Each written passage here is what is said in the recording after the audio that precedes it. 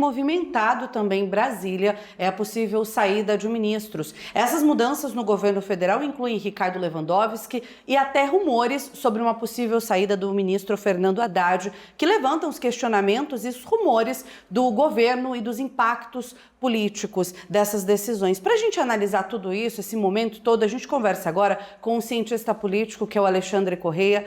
Alexandre, seja muito bem-vindo, uma boa tarde para você. Olá, tudo bem? Boa tarde. É um prazer estar aqui com vocês discutindo esse assunto tão importante nesse ano de 2026. Alexandre, já aproveito, para a gente falar sobre a saída de Ricardo Lewandowski, que representa apenas uma mudança administrativa ou, na sua visão, tem um peso político maior dentro do governo Lula? Olha, no caso específico do ministro Lewandowski, o que a gente analisa é que o pedido parece que surgiu dele, não é? Esse é um cargo muito complicado porque ele não é apenas um cargo técnico, ele é um cargo político também. E segurança pública tem estado na pauta do Brasil inteiro e nos governos. Então, é um cargo que sofre muita pressão. Então, talvez, aliado a esse perfil técnico que tem que haver, tenha que haver alguma espécie de traquejo político, que o mercado político demanda essa certa interlocução.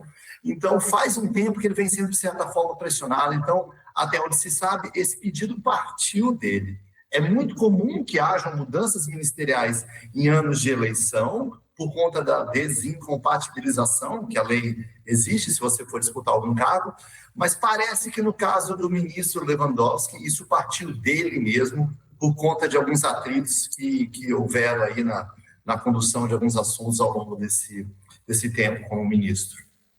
Alexandre, boa tarde para você. E quando surgem especulações sobre uma possível saída de Fernando Haddad, o que isso sinaliza sobre a estabilidade da área econômica e do próprio governo?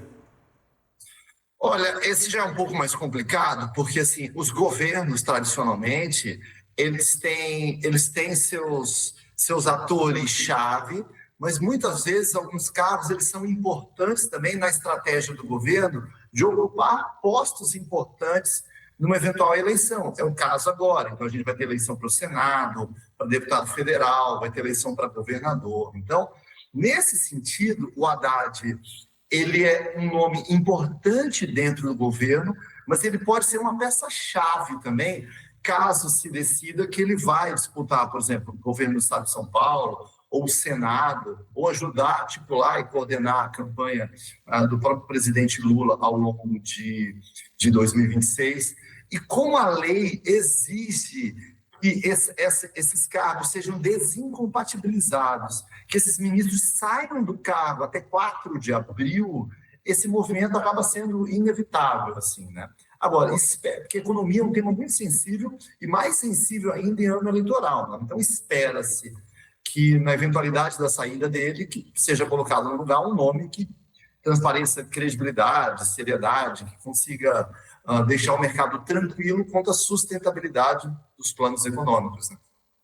Alexandre, já pegando o gancho, desse ano de 2026, ano eleitoral, nos bastidores há uma expectativa de 24 baixas dos ministros, São políticos que deixarão seus ministérios para concorrer a esses cargos nas eleições. Na sua visão, isso pode desestruturar o governo nesse momento? Olha, isso, de fato, existe um número bem volumoso, acima de 20 cargos que podem sair. Não é fácil você reocupar essas vagas com nomes que, de certa forma, mantenham a sustentação do governo, esse pacto que ele tem aí com o centro político do Congresso, ao mesmo tempo cargos técnicos que consigam conduzir os projetos. Então, isso gera sempre alguma dificuldade, mas acho que isso no mundo político é dado, assim, né? Todo governo sabe que no ano eleitoral vai haver alguma baixa. E muitas vezes, esses mesmos, por exemplo, a Gleisi Hoffmann é uma que está cotada para sair, entendeu? Muitas vezes eles saem, ganham suas eleições, pouco tempo depois eles retornam ao governo, enfim. Então, às vezes é só uma troca transitória, temporária, assim, né? Mas acho que todo governo já sabe que no ano eleitoral essas baixas serão quase que inevitáveis e às vezes elas são incentivadas pelo próprio governo para que eles ocupem postos importantes, todo governo, né? Não só esse, para que eles ocupem postos importantes no Congresso, no Senado ou nos governos estaduais. Ô Alexandre, e o eleitor, você acha que ele já começa a perceber essas mudanças como parte do jogo eleitoral ou isso ainda fica muito restrito ao bastidor político?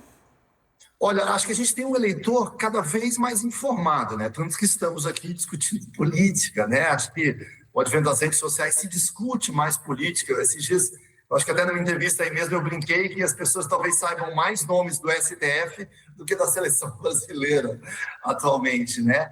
Mas existe uma camada que é mais profunda, que é mais dos analistas políticos, assim. Eu acho que já está um pouco no radar da população, mas esses movimentos antecipados nem sempre chegam para o eleitor médio.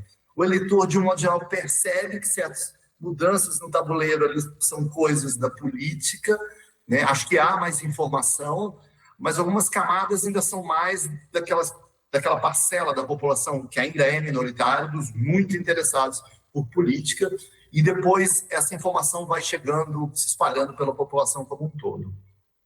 Alexandre, muito obrigado, viu, pela participação aqui no nosso TJ Aparecida, nos ajudando a entender um pouco mais do que esperar desse ano de 2026, dessas mudanças todas. A gente volta a se encontrar aqui no TJ. Obrigada.